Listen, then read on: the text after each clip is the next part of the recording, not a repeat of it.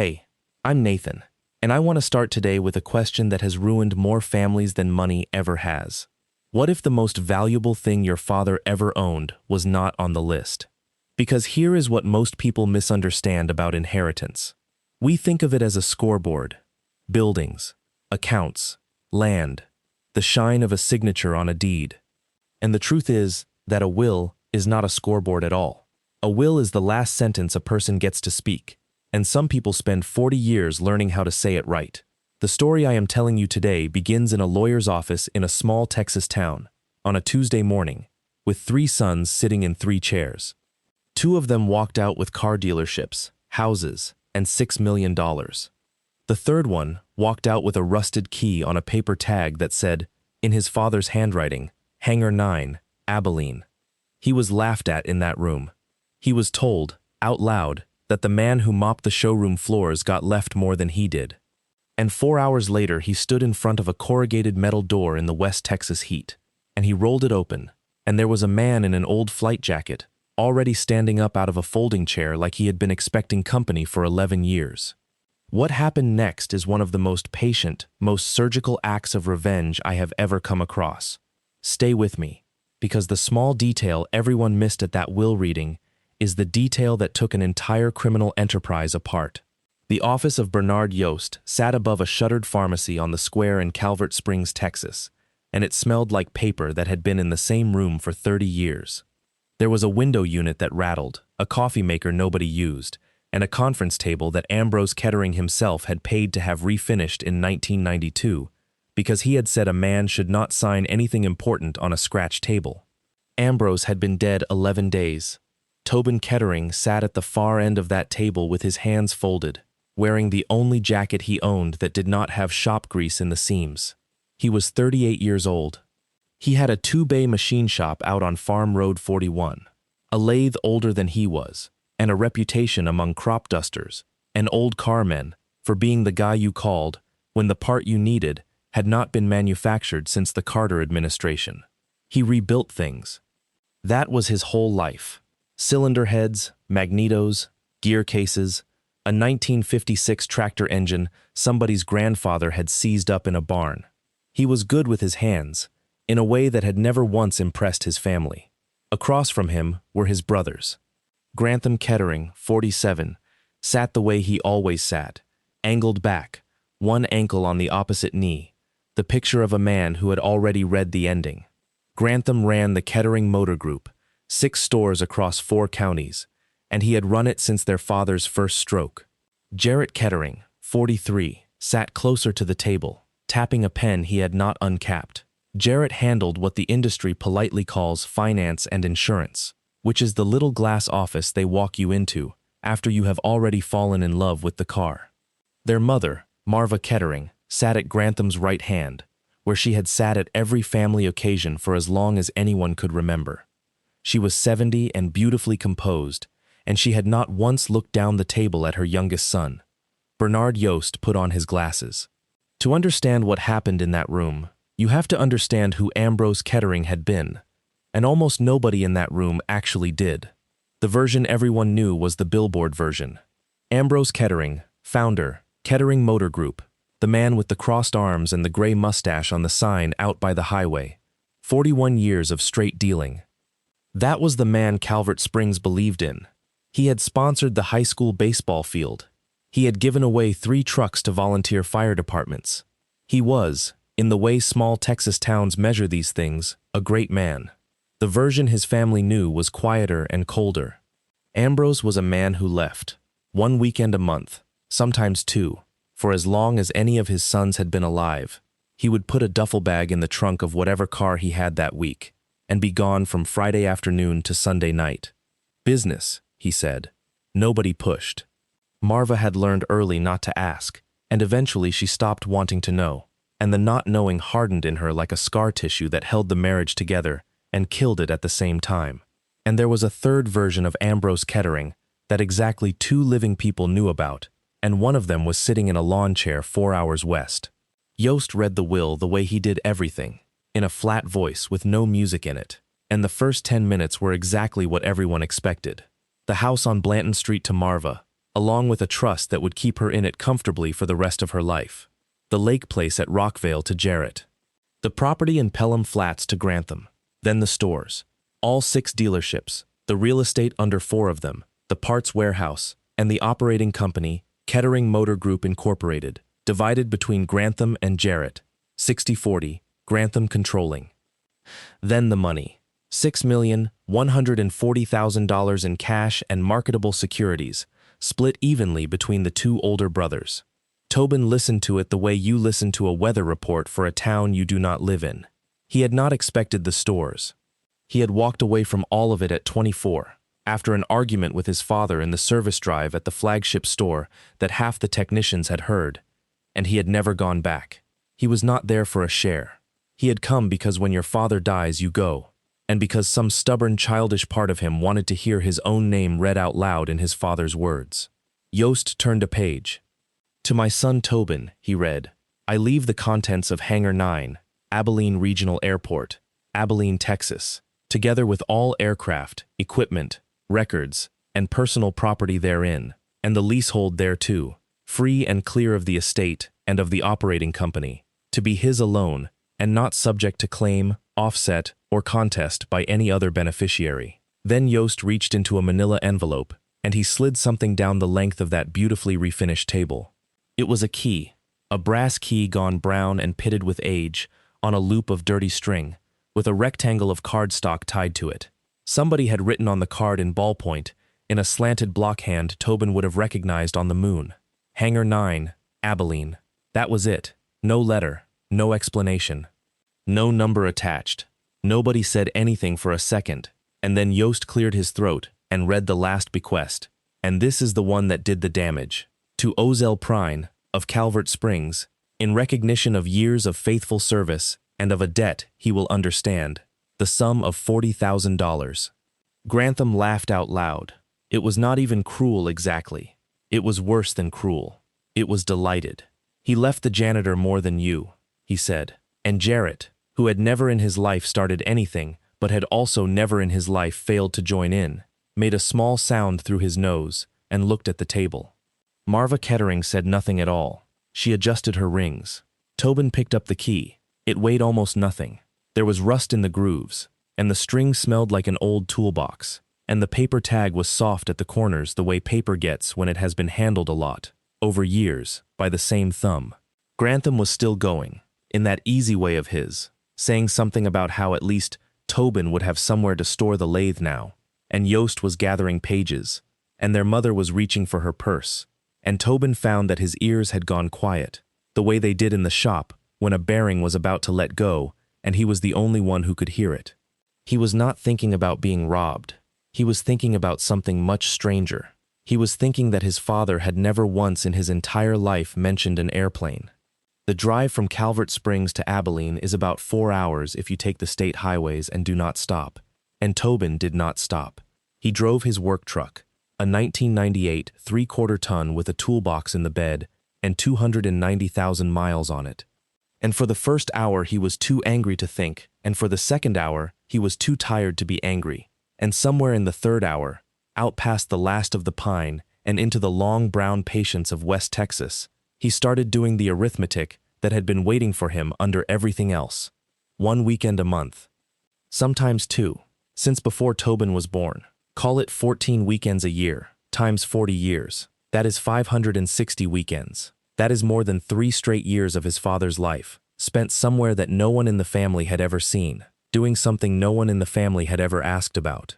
His father had missed Tobin's 8th birthday for it. He had missed Grantham's wedding rehearsal for it, and taken a beating from Marva for a month afterward, and never once said where he had been. Business, he said. Tobin had believed, for most of his adult life, that his father had another woman somewhere. It was the ordinary explanation, and ordinary explanations are usually right. He had made his peace with it in the way you make peace with a stone in your boot. Hangar 9, Abilene. He got in at 4:20 in the afternoon, and the heat came off the ramp in sheets. Abilene Regional is not a big airport. There is the terminal side with the 2 gates and the rental car counter, and then there is the general aviation side, where the money is smaller and the airplanes are older and everything smells like avgas and hot aluminum. The woman in the office at the fixed base operator was named Dolores Tackett, and everybody called her D, and she had been there since 1986. Tobin put the key on the counter with the paper tag facing her, and asked how he would go about finding Hangar 9. D. Tackett looked at the tag for a long moment. Then she looked up at him with an expression he could not read at all, and she said, "Oh, honey, you're Ambrose's boy." She did not say it like a question. She came out from behind the counter and walked him down the row herself, which she had no business doing in that heat at her age, and she talked the whole way. She said Ambrose had held that lease since 1979. She said he paid a year in advance every January like clockwork, in person, in cash, and he always brought her a tin of pecans from a place in Calvert Springs.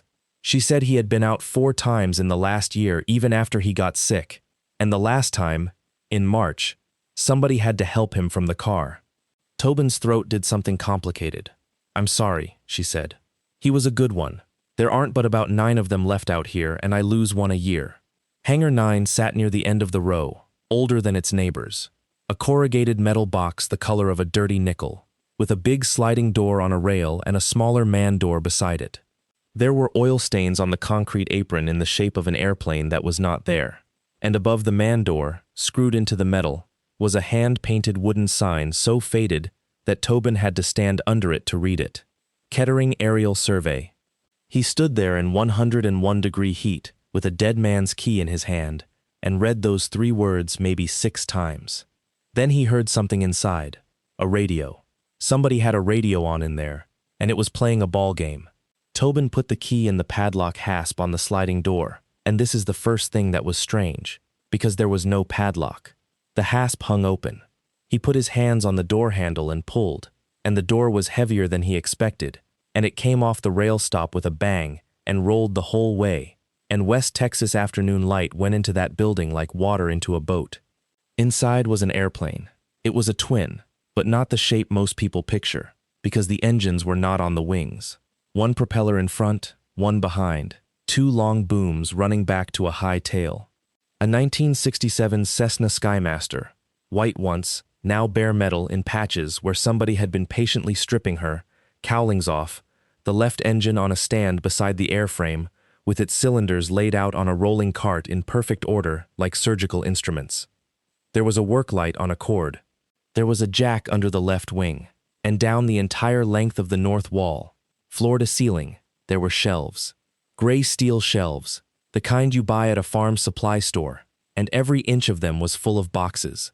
Cardboard file boxes, with dates written on the ends in that same slanted block hand.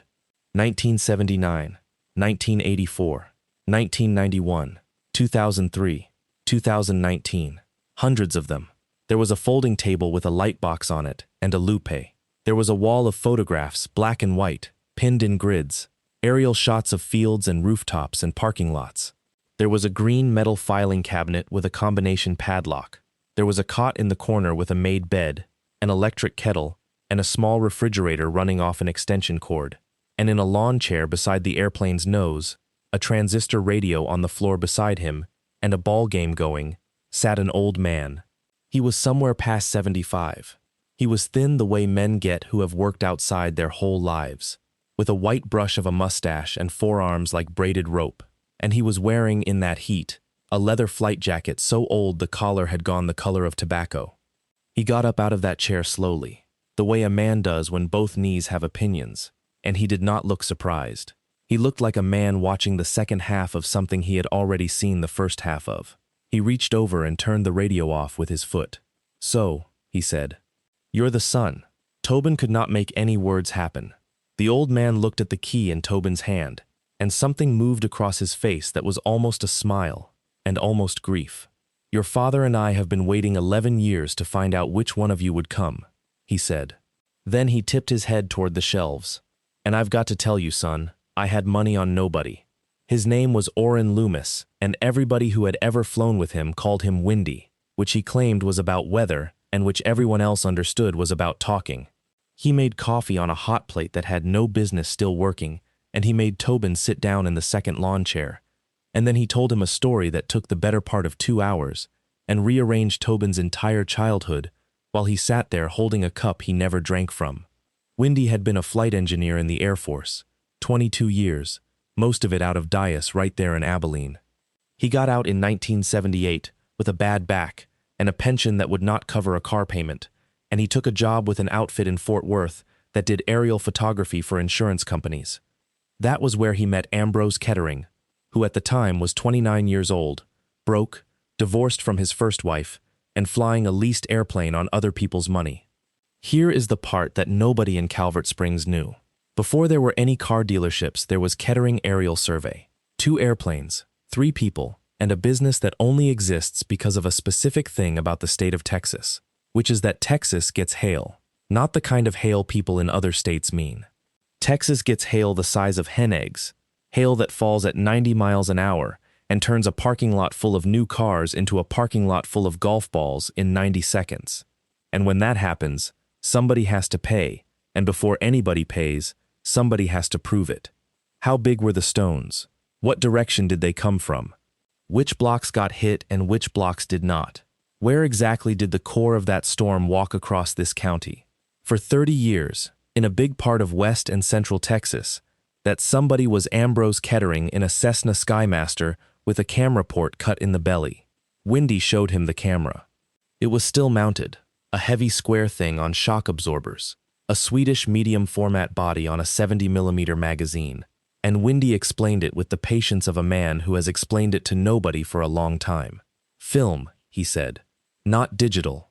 Film, you expose a roll at 4,000 feet with a calibrated lens and known altitude, and what you get back is not a picture. What you get back is a measurement, and along the edge of every frame the camera burns a number and a date, in order, one after another, and you cannot skip one, and you cannot insert one, and you cannot go back later and change your mind about what the world looked like at 9:40 in the morning on the 11th of May. Film does not negotiate, Windy said. That's why he loved it. They flew for the big carriers, and they flew for the state, and they flew after the tornado in '83 and the floods in '92, and Tobin was good, and word got around, and by 1986 he had enough money in the bank to do the thing he had actually wanted to do since he was a kid, which was own a car lot. He bought a failing Ford store in Calvert Springs in '87. He bought another in '91. By 2000 he had 5, and by 2009 he had 6, and he had a billboard on the highway with his arms crossed, and he never sold the airplane, and he never gave up the hangar. 1 weekend a month, sometimes 2, for 40 years, Tobin Kettering drove 4 hours west and became the other man. He kept the survey company alive on a handful of legacy contracts that barely paid the fuel. He flew grids over counties that did not need him anymore. Windy kept the airplane breathing, and Tobin kept the lease paid, and neither of them ever fully explained it to anybody, including themselves, until 11 years ago.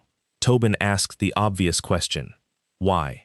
And Windy Loomis stopped talking, which by his own account he had never done, and got up and walked over to the green filing cabinet and spun the combination.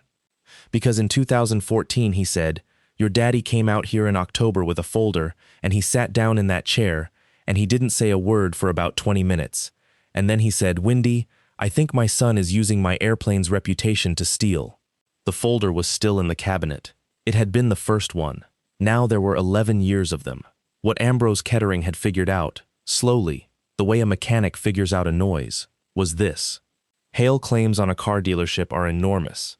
A single store with 400 units on the ground can put in a claim for $2, $3, $4 million after a bad storm, because every panel on every vehicle has to be repaired or the vehicle has to be written down. The insurance carriers know this, so before they write that check, they want verification. They want a report from somebody who can say, in a way that will hold up, yes, a severe hail event crossed this location on this date, with stones of this size. That verification is a real profession. It is called forensic meteorology. There are perfectly honest people who do it. And there are people like Dr. Nadine Alsobrook. Tobin started noticing the pattern in 2013. Kettering Motor Group filed a hail claim on the Pelham Flats store in April, $2.1 million. And Tobin, who had been flying storms for 35 years and who could not turn that part of his brain off, remembered that particular afternoon because he had been on the ramp in Abilene watching that same system come through, and it had gone north. He remembered it because he had said out loud to Windy, "That one's going to miss everybody." So he did what he had always done. He got in the airplane. He flew the grid over Pelham Flats the next morning at 4,000 feet, the same grid he had flown after every storm for 3 decades. And he shot 2 rolls of film, and he came back and developed them himself in a closet in the back of that hangar, and he put them on the light box. Roofs intact, every roof in a 3-mile radius, skylights whole, air conditioning fins clean, trees not stripped. A hailstorm big enough to destroy 400 cars does not politely damage only the cars. It shreds a neighborhood. It shows up in the film like a burn mark walking across the county. There was nothing. And in the middle of that untouched, undamaged, unremarkable little town, there was one property with 400 cars sitting on it that were, according to a $2.1 million claim, hammered to scrap. Tobin was on his feet by then. He had not noticed standing up. He said, "That's not proof of anything. Storms are patchy. Everybody knows storms are patchy." Windy nodded like a man who had heard the argument before, because he had, from Ambrose, at first, for about 6 months. Then he pulled a drawer open. "That's what your daddy said," he said. So he did it 31 more times. 31, over 11 years. Every single time the Kettering Motor Group filed a catastrophe claim, on any store, Ambrose Kettering got in that airplane and flew the grid within 24 hours, and burned 2 rolls of film with the date coded on the edge of every frame. 11 of those 32 storms were real, and the film showed it, stripped trees and blown skylights and a clean scar across the map. 21 were not. 21 claims. Ambrose had the totals written on the inside of the box lid in ballpoint. $31,400,000. Tobin left. He wants to be honest about that, and years later, when a federal prosecutor asked him to walk through the timeline, he said it out loud in a room full of people, because he thought it mattered. He did not stay. He did not look at the film.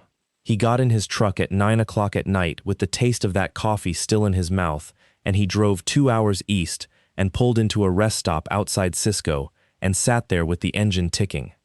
Because if the old man was right, then Tobin's father had known for 11 years and had not gone to the police. He had built a museum instead. He had spent the last decade of his life photographing his own sons and filing it, and then he had died and mailed the whole thing to the one kid who had walked away, with no letter, no instructions, nothing but a rusted key and a paper tag. That is not a gift. Tobin said that out loud in the truck, to nobody. That is a coward handing off a grenade. He went home. He opened the shop the next morning. He put the key in the coffee can on the shelf above the bench where he kept the things he did not know what to do with, and he did not touch it for 9 days. What broke the 9 days was a man with a mop. Ozell Prine had worked nights at the flagship Kettering store on the highway for 26 years. He came in at 9 when the sales floor emptied, and he left at 4 in the morning, and he cleaned the showroom and the offices and the service drive and the customer bathrooms, and in 26 years, he had missed 4 shifts, 3 of them for his wife's funeral. He came out to the machine shop on a Thursday in a Buick that was older than his employment. He was 66 years old, and he stood in the doorway holding his cap like a man who had rehearsed. "Mr. Tobin," he said, "I gotta give you something, and then I gotta say something, and I'd appreciate if you let me do it in that order." What he gave him was a phone, an old one, 3 generations back, in a Ziploc bag, dead. What he said was this: "Your daddy come to me in 2015. He said, 'Ozell, I'm going to ask you to do something that could cost you this job, and if it does, I will make it right. And I want you to say no if you want to say no.' And then he asked me to take a picture of the front lot every night I worked, from the same spot, standing at the corner of the service drive by the propane cage, at 4 in the morning when I left. Every night? Every night I worked, sir. 2,600 and some nights." Tobin sat down on an upturned bucket. The old man's voice did not change at all. He said, "And about 4 times a year, Mr. Tobin, I would come in at 9 at night, and there'd be a crew on that lot that don't work for us. 6, 8 fellas, out there in the dark with the lot lights off. And Mr. Grantham's truck would be up by the sign. And in the morning, every car on that lot would be dimpled all over the hood and the roof, like God threw gravel at it. and it wouldn't have rained a drop. He said, "I got pictures of the before and the after on the same night, sir. Same spot, timestamp right on them." Then he put his cap back on and said the part he had rehearsed hardest. He said, "Your brother laughed at you in that lawyer's office. My cousin cleans that building and she heard it through the wall. He said your daddy left the janitor more than he left you." Ozell Prine looked at him. "Mr. Tobin," he said, "your daddy didn't leave me $40,000 for mopping. He left it because he knew what he was asking me to carry, and he knew he might die before he could carry it himself. That money is not a tip. That money is a man paying his witness." That was the moment. Tobin has said so, publicly, more than once. Not the hangar, not the film, not the $6 million going to two men who did not need it. A 66-year-old custodian standing in a machine shop with a dead phone in a sandwich bag, explaining that he had been the second camera for a decade because a man he respected had asked him to and had promised to make it right. Tobin closed the shop at noon and drove west and did not stop. He got to Abilene at 5:15, and Wendy Loomis was in the same chair with the same ballgame on, and he looked up and did not say "I told you so," which Tobin never forgot. Tobin said, "Teach me the airplane." Wendy said, "That'll take a while." Tobin said, "I've got a while." They started that night, and the first thing Tobin learned was the second thing his father had hidden, which was the thing that made all of this stop being about money. The scheme worked, and it worked for 22 years. And to understand why, you have to understand that Tobin Kettering did not invent a crime. He industrialized an old one. Here is how it ran, laid out the way Odessa Farrell would eventually lay it out for a jury, with a diagram on an easel. Step 1. Inventory. A dealership always has too many cars. Units that have sat 90 days, 120 days, model year leftovers, trade-ins nobody wants. A whole back row of metal that is quietly losing value every morning. On paper, those cars are worth what the book says. In reality, they are worth what somebody will pay, and nobody will pay it. Step 2. The event. 4 to 6 times a year, on a night when a storm system was somewhere in the general region, a crew came onto a Kettering lot after close. Dewey Stahlcup ran it. Stahlcup had a hail repair company on paper, one of those companies that follows storms around the country and sets up in a hotel parking lot for 6 weeks, and he had 8 men and a truck. In the bed of that truck was a piece of equipment that a jury eventually got to look at, a compressed air cannon, the kind orchards use to launch ice at fruit to test packing, and beside it were 40-pound bags of ball bearings and a chest freezer full of ice spheres in a silicone mold. They worked from midnight to 4. They did the hoods, the roofs, the trunk lids. They worked to a pattern sheet, because real hail comes in at an angle and leaves a signature, and Stahlcup's men had gotten very good at faking that signature. They left the windshields alone, mostly, because glass is expensive to claim and easy to examine. Step 3. The paper. In the morning, Jarrett Kettering filed a catastrophe loss notice on the store.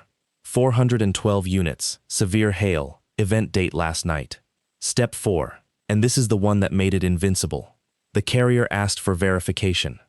And Kettering Motor Group always used the same independent expert, an outfit in Plano called Meridian Atmospheric Sciences, and the signature on the letterhead belonged to Dr. Nadine Alsobrook, Ph.D., certified consulting meteorologist, expert witness in 91 cases in 11 states. Her reports were beautiful. Radar composites, hydrometeor classification, a shaded polygon over the property, 60 pages of it, and she was paid $11,000 per certification. And she wrote, over 22 years, more than 200 of them, and about 90 of those were for storms that no human being ever stood outside in. Step 5. The payout. The carrier writes a check for $2, $3, $4 million.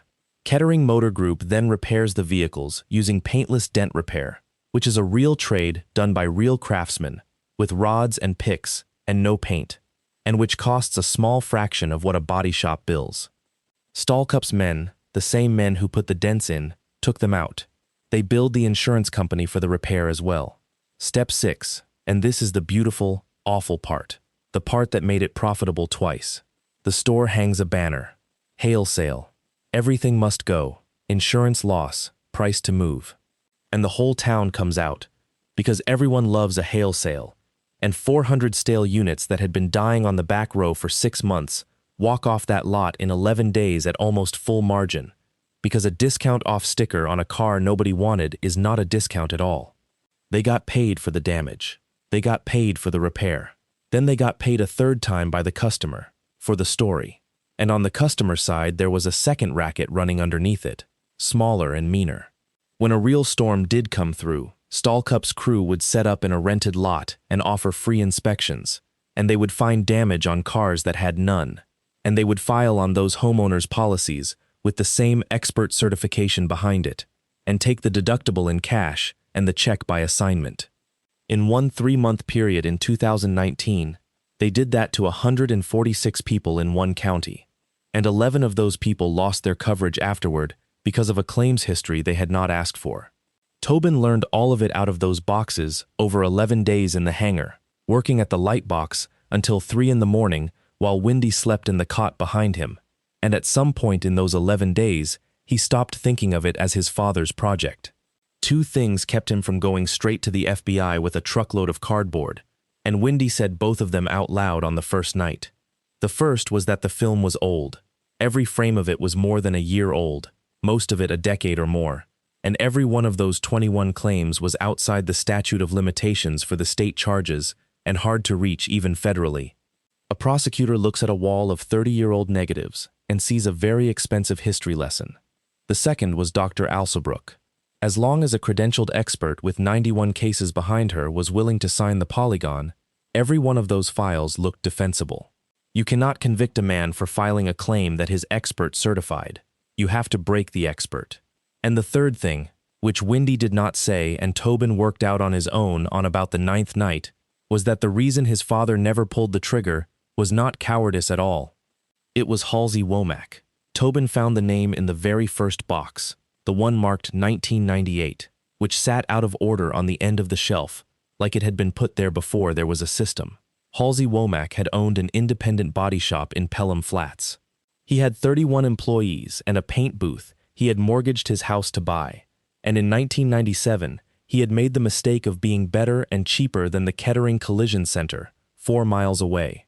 In 1998, a Kettering store filed the first of the fake hail claims. It was crude. It was Grantham at 20, before the equipment and the pattern sheets, with a bag of ball bearings and 4 friends. And when the carrier came out and looked at the dents and got suspicious, somebody handed the investigator a very tidy stack of documents showing that Womack's shop had been submitting inflated supplements on Kettering vehicles for 2 years. The documents were forgeries. They were good ones, and the signature on the letter that transmitted them to the carrier, on Kettering Motor Group letterhead, dated March of 1998, belonged to Ambrose Kettering. He signed it. That is the thing Tobin sat with in that hangar at 2 in the morning with the loop in his hand. His father signed it.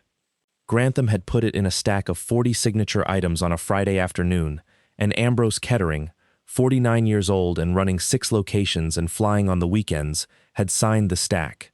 And Halsey Womack lost his shop and his house and his paint booth and, eventually, in 2011, in a rented room in Odessa, his life.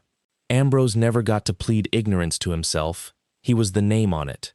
Every single time he thought about walking into a federal building with his boxes, the first question he had to answer was, "And sir, is this your signature?" So instead he built.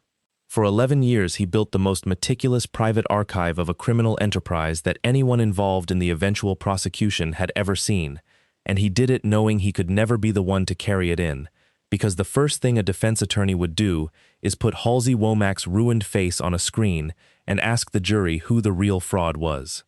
He needed somebody clean. He had 3 sons. 2 of them were in it. The third one had walked out at 24 over an argument nobody else remembered and had spent 14 years fixing other people's engines in a 2-bay shop on a farm road and had never taken $1. Tobin sat in the hangar and finally understood the will. His father had not left him a hangar. His father had left him standing. The brothers found out on a Tuesday in September. Nobody ever established exactly how. The likeliest version is D. Tackett, who mentioned to a lineman that Ambrose's boy was out here every week now, and the lineman mentioned it at the coffee shop. And Abilene is a city of 120,000 people and also a small town.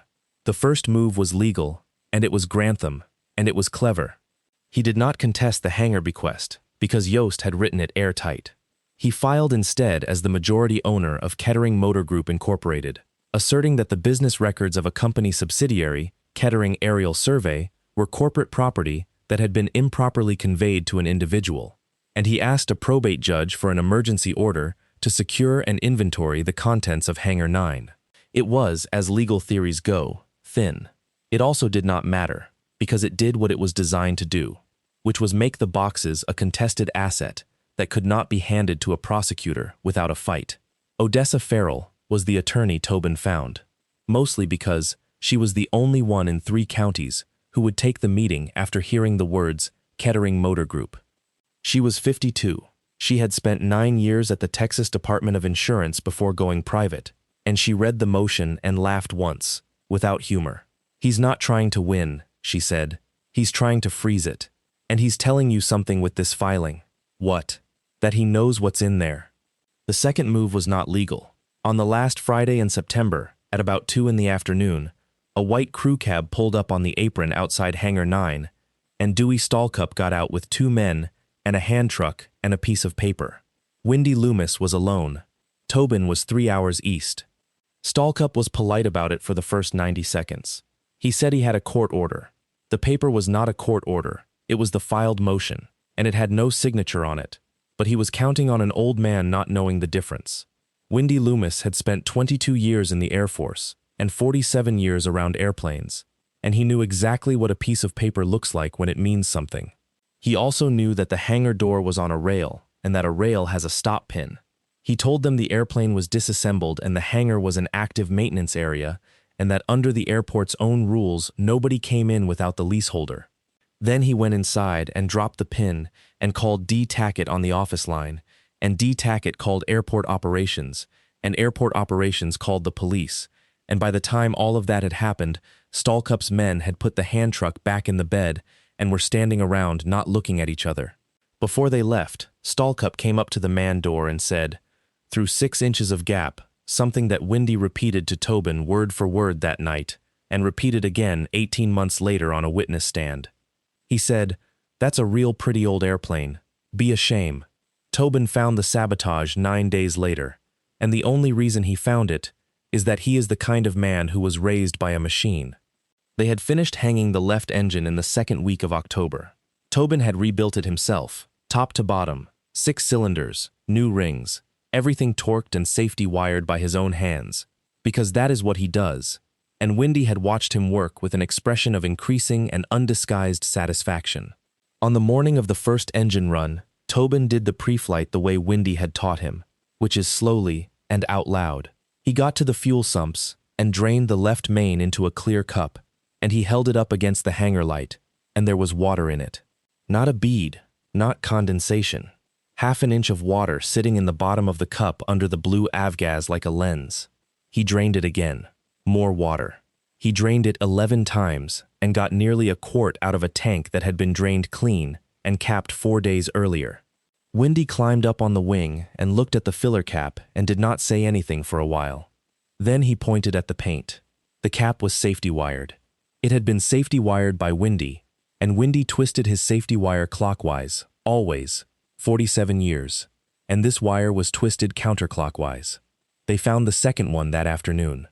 A control cable running to the rudder, back in the tail boom where you have to take an inspection panel off to see it, had been nicked. Not cut. Nicked, about a third of the way through, in a spot where the cable runs over a pulley, which is exactly the spot where a nicked cable will finish failing after about 4 hours of flight. Tobin sat down on the hangar floor and put his back against the wheel of an airplane he had never flown, and understood, very calmly, that somebody had tried to kill him and an old man in a way that would have been written up as a maintenance-induced accident involving an amateur owner and a 60-year-old airframe. He did not call the police. He called Odessa Farrell, who told him to photograph everything and touch nothing, and then said the sentence that changed the strategy. She said, "Tobin, they just told you something. They're not afraid of your father's boxes. They're afraid of that airplane." He said he did not follow. She said, "Think about it. 30 years of film proves 21 old claims. Annoying, expensive, survivable. But an airplane that flies means somebody can go up tomorrow. The third move came at Tobin's ex-wife.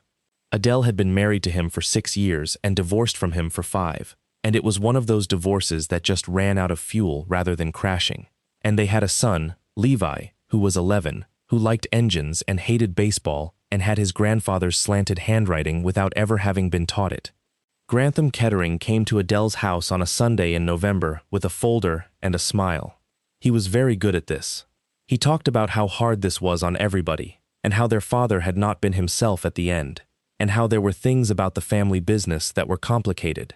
And then he put a number on the table. $400,000 in exchange for Tobin signing over the hangar lease and the contents to the company. He suggested, gently, that it was really about Levi's future, and that a man with a 2-bay machine shop had to think about college, and that it would be a shame for a boy to grow up in the middle of a family fight over an airplane. Adele Kettering listened to all of it. Then she said, "Has anybody offered Tobin anything?" Grantham said the deal was on the table for the family. She said, "That's a no." She called Tobin at 9 that night and told him every word, and at the end of it she said something he had not expected, which was, "Whatever this is, don't take the money." Tobin drove out to the hangar that same night, 4 hours in the dark, and got there at 2 in the morning, and Windy came out of the cot in his undershirt and put the kettle on without asking anything. Tobin said, "I'm not going to sue them." Windy waited. Tobin said, "Everything in those boxes is history. History gets argued about. I'm going to catch them doing it." And Windy Loomis, who was 79 years old and who had buried his own wife and his best friend and about a third of the people he had ever flown with, sat down in the lawn chair and said, "Well, all right then. Let's finish the airplane." They finished the airplane in 11 weeks, and in the same 11 weeks they built the trap, and the two things happened in the same building at the same time, which is why Tobin still cannot separate them in his memory. The trap needed 4 pieces. The first piece was a person on the inside, and she found them. Cassidy Nunn was 24 years old, and she was a title clerk at the flagship store in Calvert Springs, which means she sat in a windowless office behind the finance department and processed the paperwork that turns a car into somebody's property. She had been there 2 years. She was the only person in that building who touched every single vehicle file. She emailed Odessa Farrell in October from a personal account with a subject line that said, "Is this something?" What it was a spreadsheet she had been keeping for 11 months on her own initiative because something had never smelled right to her, which she called, in the file name, the wash list. 260 vehicles that had been through a catastrophe claim, been repaired, been sold as hail sale units, and then, on the title work, been reported to the state as having no damage disclosure. 260 families who bought a car that a Kettering store had told an insurance company was destroyed and told the buyer was fine. She also had something she did not know she had, because the certification reports from Meridian Atmospheric Sciences came into the store as attachments, and Cassidy Nunn, being 24 years old and better with a computer than anyone else in that building, had saved them as files rather than printing them. And a document file remembers things. It remembers when it was made. Odessa Farrell's forensic examiner opened 41 of Dr. Nadine Alsobrook's reports and looked at the embedded creation timestamps, and in 19 of them, the document had been created before the storm it certified. Not the day of, before. In one case, 4 days before. A 60-page scientific analysis of a hail event, complete with radar composites and a shaded polygon, that existed as a file on a computer in Plano 93 hours before the atmosphere in question had done anything at all. That is the moment the case stopped being a family fight. The second piece was the state. Deshaun Pettigrew had worked fraud at the Texas Department of Insurance for 16 years, and he had a reputation for being the least excitable man in Austin. He drove out to Abilene in December because Odessa Farrell had been his colleague once, and because she used a sentence on the phone that he had never heard anyone use, which was, "I have a decedent's own aerial film archive of his son's claims." Pettigrew spent 9 hours in Hangar 9. He looked at the light box. He looked at the edge codes on the negatives. He looked at the boxes and the ledgers, and Ozell Prine's 2,600 photographs, now recovered off a dead phone by a shop in Fort Worth and organized by date. At the end of the 9 hours, he stood in the doorway looking at the airplane and said, in that same flat voice, "This is the best documented insurance fraud I have ever been handed, and I cannot charge one single count of it, because of the statute, because it was history." Then he said, "So we're going to need a new one." The third piece was federal, and it was a woman named Renata Kimbrough with the National Insurance Crime Bureau, who cared less about Texas and more about the fact that Dr. Alsobrook had signed certifications in 11 states, which meant wire fraud, which meant a United States attorney. The fourth piece was the airplane. Here is what they needed and could not fake.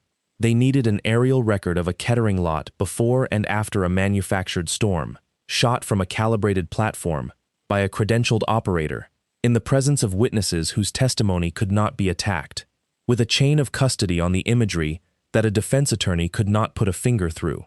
There is not a service you can call for that at 2 in the morning. There is not an app.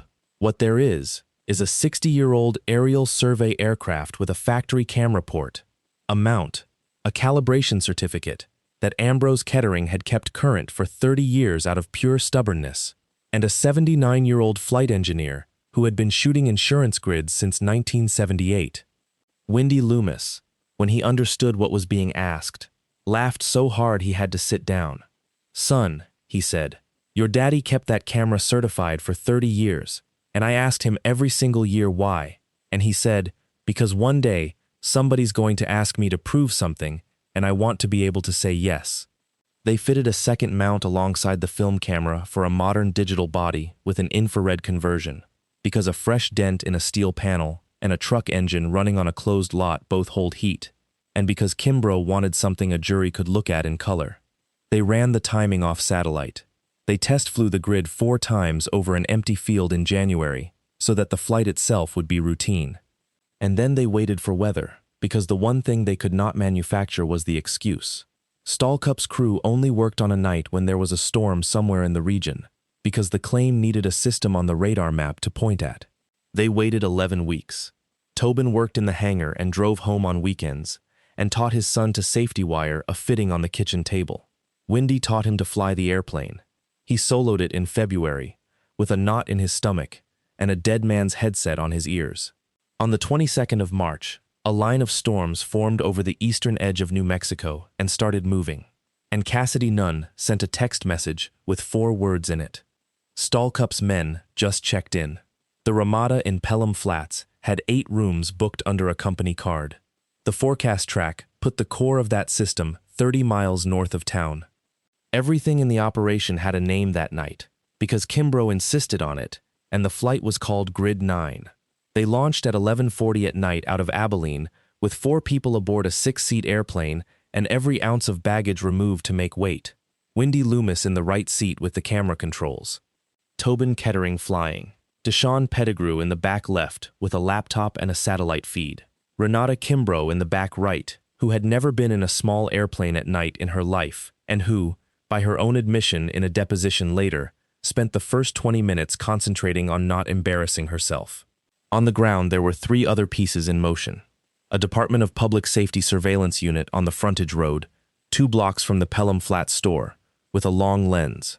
Cassidy Nunn at home with her phone off, on instruction. And Ozell Prine, who was 66 years old and who had refused, absolutely and immovably, to be told to stay home, standing at the corner of the service drive at the flagship store, 41 miles away, with a body camera the state had given him clipped to his coveralls, doing exactly what he had done 2,600 times, taking his picture from the same spot. The storm was real. That is worth saying, because it is what made it possible.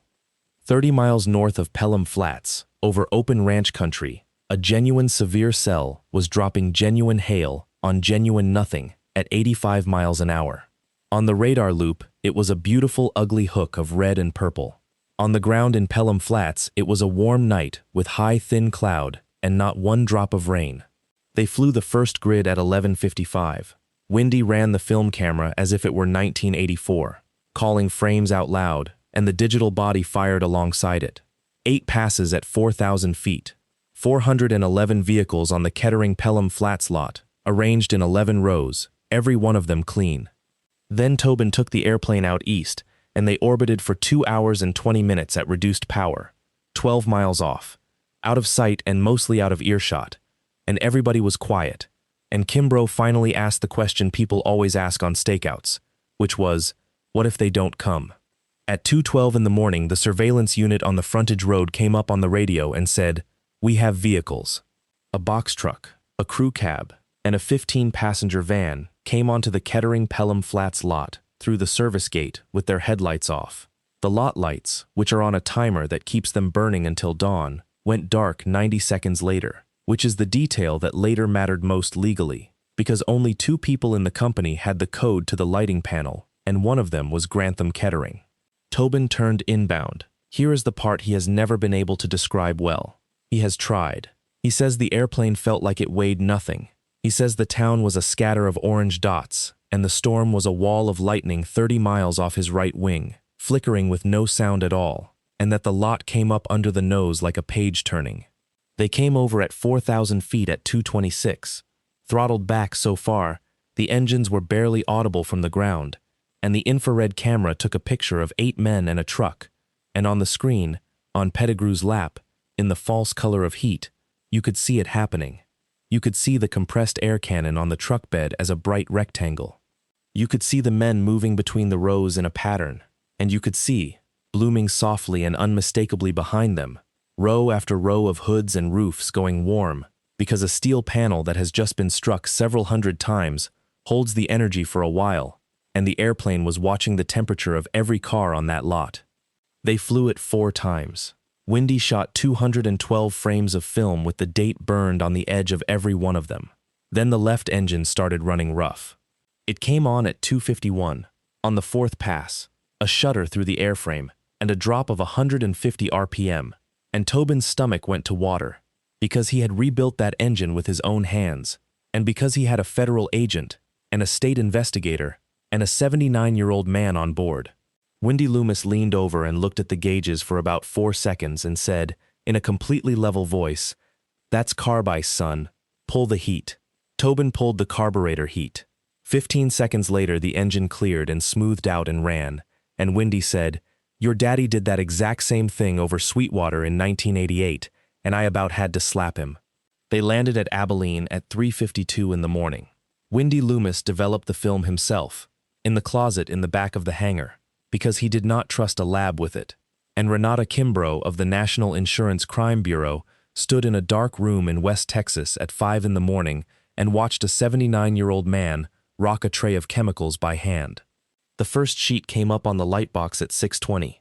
Nobody said anything for a while. Then Pettigrew took his glasses off and cleaned them on his shirt, which the others learned later is the only thing that man does when he is excited. At 7:40 that morning, on schedule, Jarrett Kettering filed a catastrophe loss notice on the Pelham Flats store.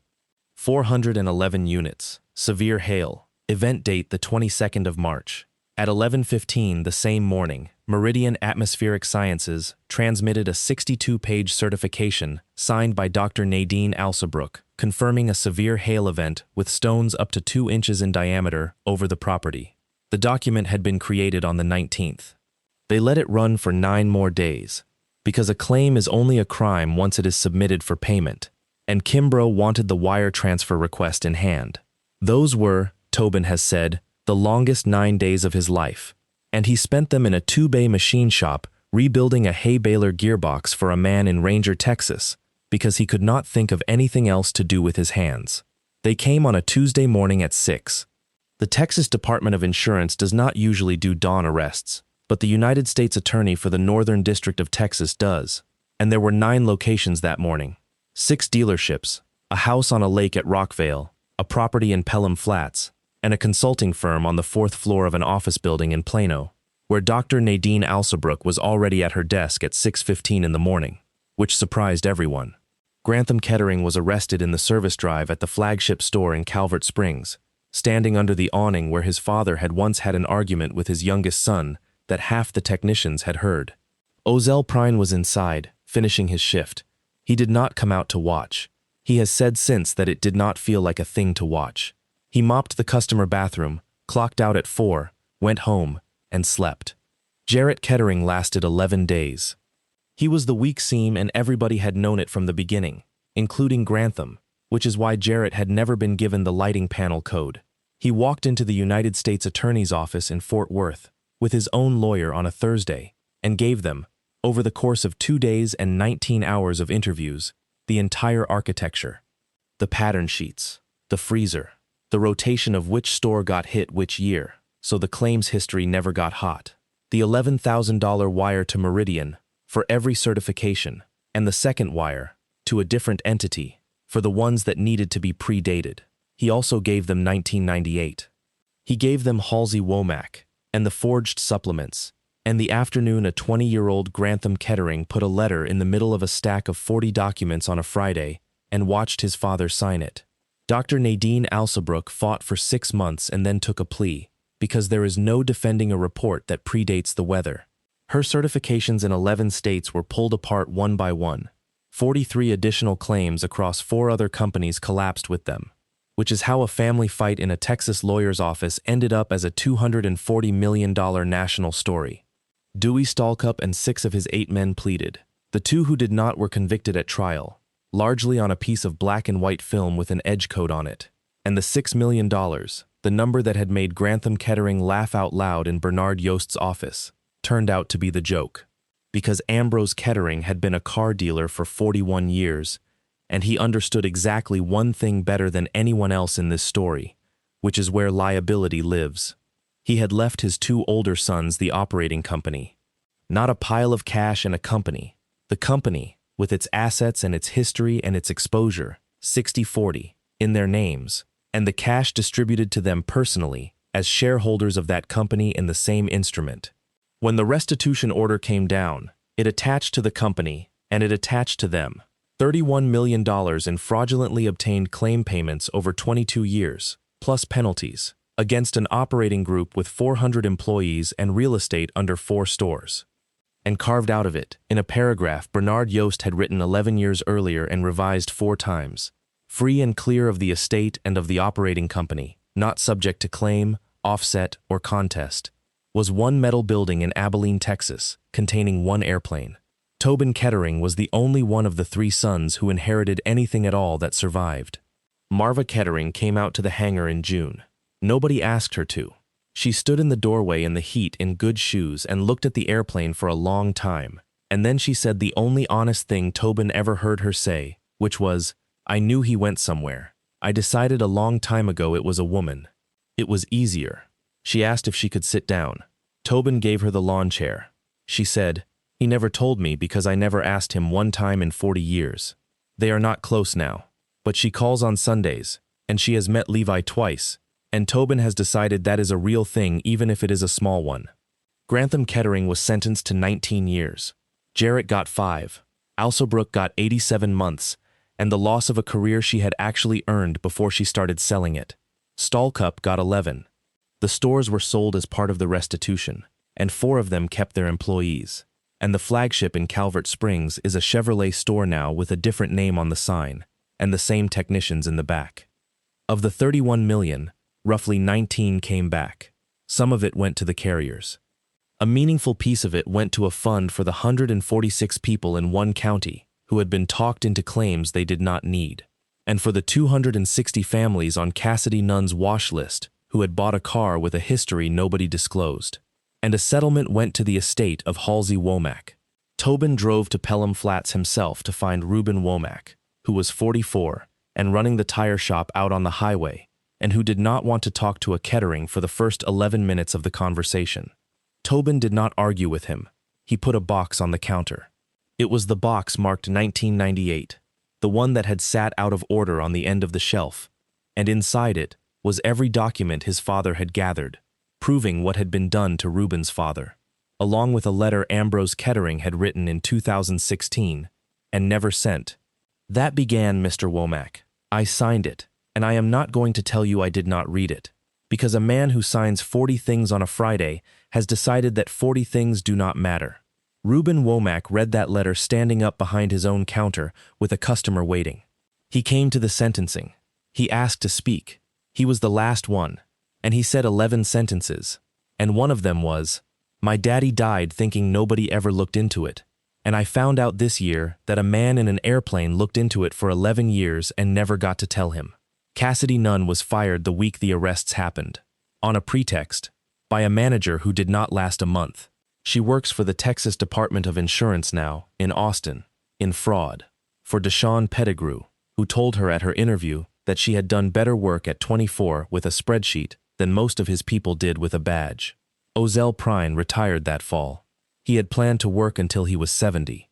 Tobin asked him what he would have done with the $40,000 if none of the rest had ever happened, and Ozell said he would have put a roof on his sister's house, which is exactly what he did do, and then he came out to Abilene twice a year to sit in the hangar and drink coffee with two men and talk about nothing. Wendy Loomis lived long enough to see all of it. He died in the spring of the following year, at 81, in the cot in the corner of Hangar 9, with the ball game on, which everyone who knew him agreed was so exactly right that it was almost funny. He left Tobin his logbooks, which is 47 years of every hour he ever flew, and in the last one, on a page dated the 22nd of March, there is a line in shaky handwriting that says, Grid 9, 4 passes, night, pick T. Kettering, best flying I ever saw out of a first-year pilot. His daddy would have said the same and never told him. The airplane is finished. It is painted the way it was in 1979, white with a brown stripe, and the sign over the man door has been repainted too, in the same hand lettering, Kettering Aerial Survey. Tobin runs it now, part-time, for real clients, mostly agricultural mapping and post-storm survey for two carriers who came looking for him specifically after the case, which is a kind of joke that everyone involved appreciates. The rusted key on the paper tag never did open the hangar. The hangar had been unlocked for 11 years, because Wendy lived in it. Tobin found out what the key opened in his third week out there, when Wendy watched him wandering around with it, and finally took pity on him, and pointed at the airplane's rear baggage compartment. Inside, under a moving blanket, were 311 rolls of exposed film in numbered tins.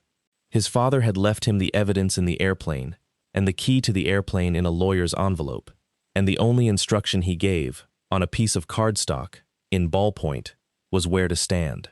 Levi Kettering is 13 now and sits in the right seat on Saturdays with his grandfather's headset on. He is not allowed to touch anything yet. He is allowed to call the frames. So that is the story of the son who got the rusted key, and I want to tell you what I keep turning over about it, because it is not the airplane and it is not the arrests. It is that Ambrose Kettering spent 11 years documenting a crime he could not report, because the first piece of evidence in the file was his own signature.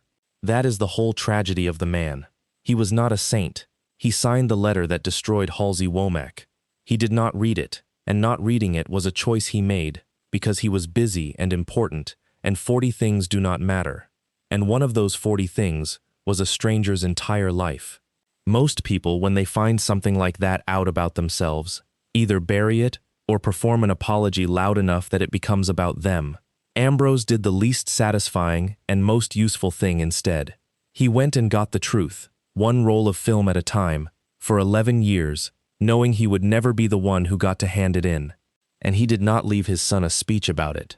He could have written 12 pages explaining himself, and most of us would have, because we want to be understood more than we want to be effective.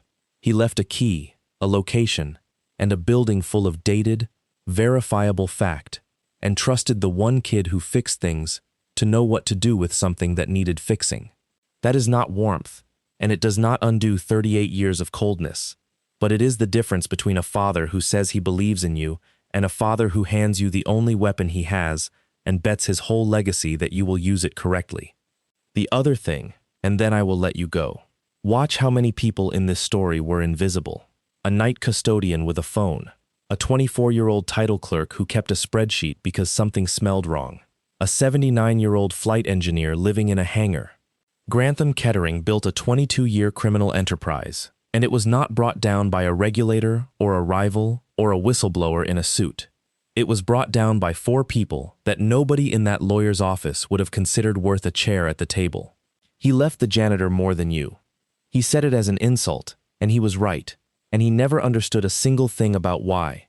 If this one hit you, subscribe, because I have got more like it, and tell me in the comments what you would have done with that key. Take care of yourselves.